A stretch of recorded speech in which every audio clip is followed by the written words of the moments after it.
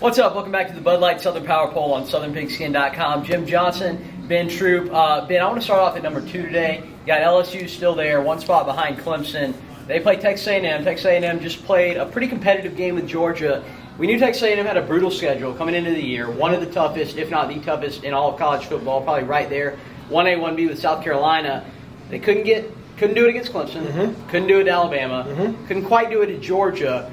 A lot of us expected Texas A&M to maybe be able to sneak up on one of those big dogs. Can they do it against LSU? I'm going to say no. I think LSU's best shot, they kind of spoiled that, on Saturday against Georgia. I think Georgia was a team they had a chance to kind of go in there and upset. People going to look at what happened last year with that basketball score. I think it's going to be much ado about nothing. Kellen Mond just hasn't been Kellen Mond this year. Too much old girl who has 2 1,000-yard receivers, a 1,000-yard rusher who only needs 6 carries a game to get over 100 yards. I think it's going to be LSU in a big way. Yeah, Jamar Chase has been balling. BJ Bennett's got a good story up on the website about him right now. Speaking of Georgia, they're at number 4. They're still at number 4.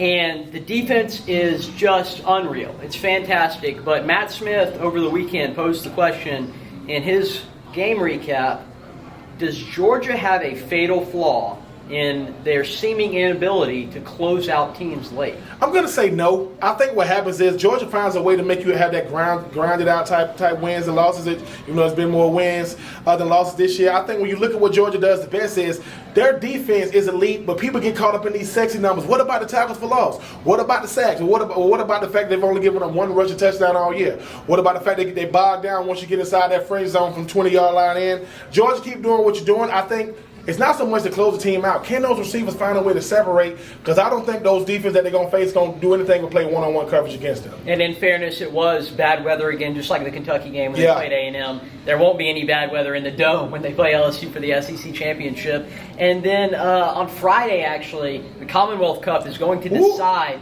who gets the opportunity to lose to, to play against Clemson in the ACC Championship. Virginia Tech taking on Virginia. Virginia was the preseason favorite, but man, Virginia Tech has been playing really good football lately. I'm gonna go with Virginia Tech in that one only because while Virginia was a team that came in with the preseason expectations, I think Virginia Tech has found their rhythm. And the thing is, the consolation prize is to get a chance to play Clemson. At Bank of America Stadium, in Charlotte. I just think that give Virginia Tech a lot of credit, man. A team that had its ups and downs, find a way to peak, as BJ Bennett always says, at the right time.